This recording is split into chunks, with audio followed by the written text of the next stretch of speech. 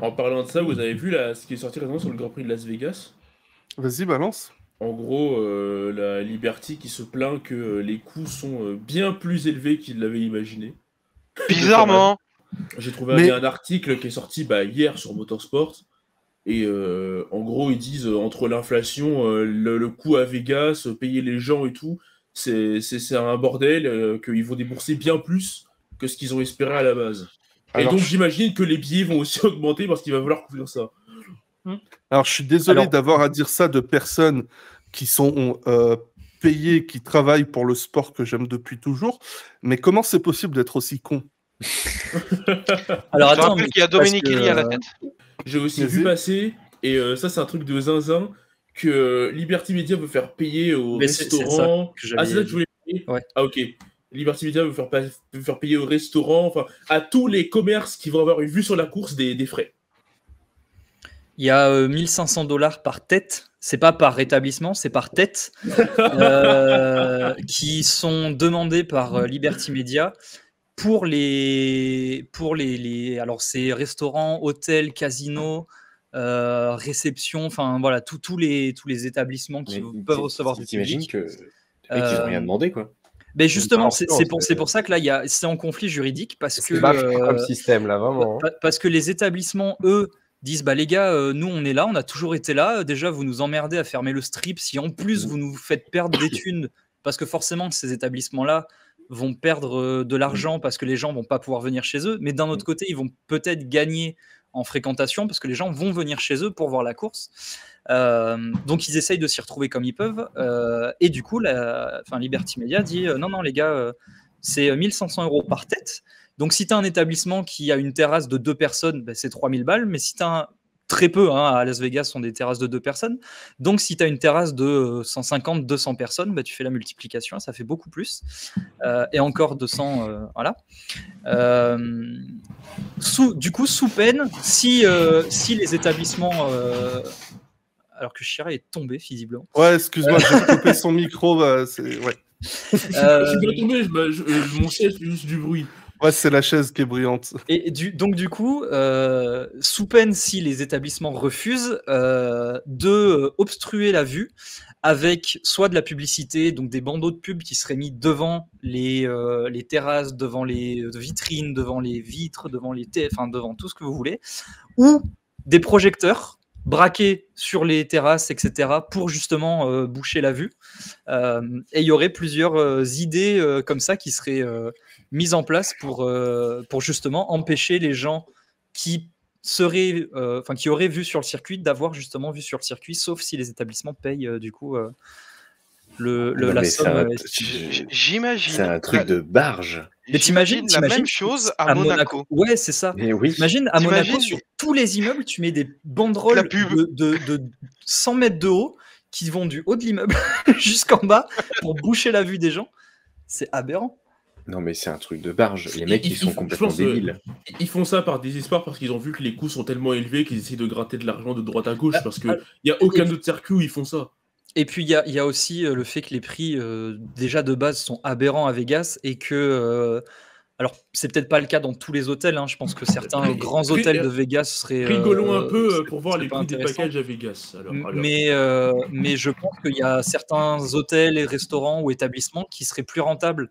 Ce serait plus rentable de réserver une soirée ou une nuit ou un week-end dans un hôtel sur le strip pour voir la course depuis ta chambre, plutôt que de payer ton entrée au circuit qui, elle, serait beaucoup plus Et tu aurais sans doute une meilleure vue. Et tu aurais peut-être une meilleure vue aussi. Alors, rappelons ils vendent des places sans vue sur le circuit. Et Chira, tu nous avais déprimé il y a quelque temps en nous parlant du fameux pack VIP à 1,5 million là. Effectivement. Alors pour rappel, c'est un pack 3 jours où tu as suite, repas à volonté, on te met une Aston Martin ou je sais pas quoi à disposition. Attends, c'est le paquet, le $1 million. Voilà, attends, qu'est-ce qu'il y a dedans? Ok, t'as les. Alors oui, t'as 3 nuits dans l'hôtel en question, logique. L'accès au Fan Club, des tickets pour un spectacle, un dîner pour 6 personnes, un spa et quelques parties de golf. Qu'est-ce qu'il donne encore Et des trucs de la bouffe de luxe et des trucs du genre. Et une télé 4K pour regarder la course.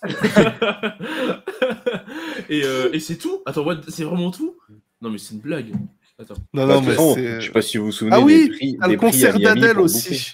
Wow, Ah oui, oui, super. le concert, il y a eu le concert. Ouais. Concert à guichet fermé d'Adèle. Et le concert. Et un safari photo. Voilà. Un safari photo. C'est ce qui est private photo safari. Je sais pas ce que c'est. En fait, c'est une jungle artificielle. Il y a plein de photos et tu passes avec un 4x4 et tu regardes les photos comme ça. Mais c'est tellement américain que c'est possible, mec. Oui, il serait capable de le faire avec des feux d'artifice bleu, blanc, rouge. Parce que Non, mais fuck it, USA. Je te jure, en fait, on va dans un monde où la Formule 1 n'a pas sa place pour moi. La Formule 1 veut s'incruster dans ce monde, ça n'a rien à faire là. Quoi. Même le sport automobile américain ne va pas dans ce monde-là, quoi. J'ai envoyé dans le groupe. Mais c'est vrai, l'IndyCar et la NASCAR ne si le vous font pas. voulez rigoler un peu, non. J'ai retrouvé l'hôtel exact qui propose le package. C'est ça qui est bizarre, c'est que l'IndyCar et la NASCAR ne le font pas. Pourquoi la F1 le ferait? Bah, ils le font parce que, justement, c'est l'objectif. Les Grands Prix de Miami et de... Ouais, mais de Vegas, le but, c'est... La F1 n'est pas le principe. Le principe, c'est de faire une énorme soirée jet set pour des gens millionnaires. C'est ça, le principe. Ouais, mais nous, on s'en branle, quoi. Oui, nous, on s'en branle, oui, mais pas les gars qui y vont. Ouais, mais c'est ça, c'est que ça cherche à attirer un public qui... Enfin, ils veulent faire il leur est pas Monaco intéressant à leur sauce, pour la en fait. F1, quoi. En fait, moi, j'ai l'impression que... je sais pas si c'est Liberty qui est frustré que Monaco soit en Europe ou quoi, mais ils essayent de faire leur Monaco, mais ça marche pas. Monaco, ça marche parce qu'il y a l'histoire, et puis aussi, il y a un côté unique à la course. Là, ils veulent faire ça partout. Ça n'a pas de sens. En fait, le problème, c'est qu'on est personnellement, en prenant très large, hein, on est maintenant dans une société où tout le monde veut du premium. C'est-à-dire qu'il faut du premium partout, donc il faut payer tout super cher parce que on propose du premium, donc tu payes. Tu peux parler des cas, je suis un féru de Disneyland Paris, j'ai les passes annuelles Infinity depuis un petit moment, et là ils ont sorti des nouveaux passes qui coûtent 200 € plus cher avec moins d'avantages, mais c'est premium. Sauf que en fait, tu perds beaucoup de choses. Et là, c'est à peu près la même chose. Tu payes plus cher pour que dalle, en soi. Et parce que maintenant, tout le monde veut du premium. On regarde à Miami, le prix du restaurant, là, où c'était plus de 50 balles. Là, c'était combien? 150 balles ou 500 balles le plateau de mes deux c'était je trouve ça honteux. Je trouve ça honteux. Et on est quand même passé la Formule 1 ou sport auto ou moto en général, où on était les beaufs à manger notre frites merguez, à maintenant devoir aller à Las Vegas et payer 1 million Après, pour faire un truc cool. C'est très américain dans l'esprit d'avoir des événements qui sont hors de prix. Quand on regarde la finale du Super Bowl, le prix des places les moins chères sont aberrantes. Quand on regarde le catch WrestleMania, les places les moins chères sont très chères aussi. Là, tout à l'heure, mais ce que je comprends pas, c'est que tu vois, là, ça c'est très cher. Mais tu prends le motocross aux États-Unis, tu prends le Supercross de Las Vegas, c'est 10 $. Mais en fait, ouais, mais parce que c'est pas le même. Sans être dans la stigmatisation, le moto. Alors, je sais pas comment c'est vu aux États-Unis. Mais c'est le championnat du monde. Mais en France, je pense peut-être même en Europe, mais c'est un peu le truc de. Ouais, c'est populaire. Tu vois, le motocross, c'est populaire, c'est. La Formule 1, c'est populaire aussi. Ah non. Non, justement. Le balai à boule, Axel. Quand on a un sport qui est accessible que quand t'es millionnaire, c'est pas un truc populaire. Non, mais je suis d'accord, mais à la base, c'était populaire. Oui, mais. Là, on parle populaire parce que, en fait, je pense que si je veux parler de populaire, pas dans le sens. Ouais, non, pas dans le sens. Pas populaire dans le sens connu, populaire dans le sens pauvre. La classe moyenne, voilà. Ouais, c'est la façon politiquement correcte de dire pauvre. Tu vois, la Formule 1, c'est pas populaire dans le sens où c'est très élitiste. Enfin, le sport auto en général, il faut avoir de l'argent pour faire du sport auto. Même les plus basses catégories, c'est très cher. Rien que le karting, mais même une saison de Twin Cup. Si tu roules dans des putains de Twingo, et ça te coûte plus de 10 000 balles à l'année. C'est très cher. Alors, c'est sûr que ramener au sport auto, c'est rien, 10 000 balles à l'année, mais ça fait mal au cul de dire que 10 000 balles à l'année, c'est rien, parce que c'est aberrant en fait. Il y a des gens, ils pourront jamais sortir ça de leur vie. La majorité, même d'ailleurs, des gens pourront jamais sortir 10 000 balles pour se faire plaisir à l'année, rouler dans une Twingo. Alors que la motocross, tu t'en achètes une tranquille sur le bon coin Bah, et tu c'est sais, fini. il y avait un dicton où on disait le motocross, c'est un sport de riches pratiqué par les pauvres. Parce qu'en fait, tout coûte super cher, mais tu le fais quand même.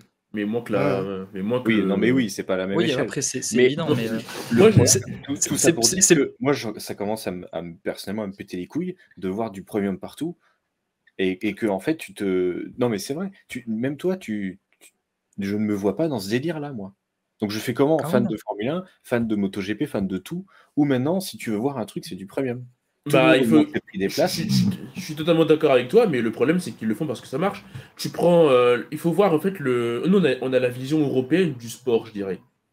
Que le sport, c'est la performance avant tout, c'est ce Ouais, côté ouais, aussi oui. très convivial, alors qu'aux États-Unis, le sport, c'est secondaire. Avant, d'abord, c'est le spectacle, c'est le show, c'est la rentabilité du truc, et ensuite, le sportif. Que ce soit la NBA, que ce soit n'importe quoi. Par exemple, la NBA, les règles de la NBA sont pas les mêmes que les règles du basket classique, parce que Ouais. Ah, il faut faire 3 pas déjà. il faut rajouter du spectacle. Enfin, les États-Unis en particulier, parce que même au Canada, c'est pas comme ça, ils ont ce rapport au sport qui n'a rien à voir avec nous autres. Et le fait que Liberty Media ait pris la F1, ils ont forcément pris ce virage-là. C'était quelque chose de logique, en fait. Parce que tu prends une course de Formule 1 en Europe, les prix ont augmenté, je dis pas, mais tu vas dans un circuit genre Hongrie ou certaines courses, certains, justement, ils y vont parce que, justement, c'est pas extraordinairement Là, cher par rapport au reste. j'ai retrouvé pour 2023 les prix, les entrées. C'est les prix entrée de gamme en général admission pour les 3 jours. Les 3 grands prix aux États-Unis sont les 3 plus chers. Et on parlait tout à l'heure de la Hongrie, c'est le deuxième moins cher. Le Mexique est le moins cher, à $80 pour 3 jours, 82 exactement. Ensuite, donc, on a la Hongrie, l'Émilie-Romagne, l'Autriche, l'Italie, le Japon, qui sont à peu près dans les mêmes prix, à une 50aine d'euros près. Ensuite, on fait un bond pour l'Arabie Saoudite, puis Monaco, qui du coup est le 8e plus cher seulement, ce qui est assez dérisoire quand même. L'Espagne, le Canada, le Brésil, la Belgique, Bahreïn, l'Azerbaïdjan, Singapour, l'Australie, les Pays-Bas, Abu Dhabi, Qatar, l'Angleterre et du coup les 3 américains avec Austin, Las Vegas et Miami. Après, il y a un truc, je comprends pas comment l'Azerbaïdjan peut être aussi cher. Parce que les gens qui vont à la course pour les gens. Et autre dans le chat, attends, je te le mets dans le chat. Ouais, privé, moi je le partage pour tout le monde. Là, je disais juste, après, là, tu disais les prix d'admission générale, c'est ça? Oui, c'est l'entrée admission générale pour les week-ends. Du coup, Monaco, il n'y a pas vraiment d'admission générale, en fait. Alors, il y a un endroit en admission générale, c'est après la chicane du port, avant le gauche, avant la piscine. Ouais, du tabac. Là, il y a une petite place debout. Alors, tu n'as vraiment pas beaucoup de monde. Ouais. Mais grosso modo, c'est ça la générale admission de Monaco. Après, là, c'est du coup les entrées de gamme. C'est sûr que si on prend les places les plus chères, Monaco va te dégringoler dans le classement parce que les places en face des stands, couverts, etc., ça va forcément être beaucoup plus cher. Je pensais en fait, qu'il n'y avait pas vraiment d'admission générale à proprement parler. Et que du coup, il y en a une, mais elle est ridicule en soi, mais il y en a une. Le dimanche, faut pas compter l'utiliser parce que tu dois avoir, je sais pas, tu dois avoir une centaine de places debout, même pas. Donc forcément, les gens se ruent dessus. Par contre, je crois que c'était Tracteur qui avait réfléchi à y aller le jeudi ou le vendredi. Et c'était pas cher, et pour le coup, il n'y avait pas grand monde, et du coup, tu avais cet accès-là qui était vraiment intéressant, quoi. Et puis, dernier point que j'aimerais rajouter, si c'est possible. C'est possible. Et ben, un autre, c'est toujours par rapport à ce que je disais par rapport à la F1 aux États-Unis. Ben, moi, j'aimerais juste prendre en exemple la différence entre Miami l'année dernière et cette année. C'est-à-dire que l'année dernière, le Grand Prix de Miami, fallait compter $2000 minimum pour un billet. Et tout a été vendu en quelques heures après l'ouverture de la billetterie. C'est-à-dire que ça s'est fait super... En quelques heures, c'était sold out Miami pour 2022, pour la première édition. Et ça rejoint ce que je disais, c'est-à-dire que l'objectif, c'est que les gens qui ont payé leur billet, déjà on parle de Miami, donc c'est une ville où les gens qui y vivent généralement sont quand même assez friqués, et l'objectif, c'était surtout d'avoir un événement cool, d'abord l'événement cool, et après la course.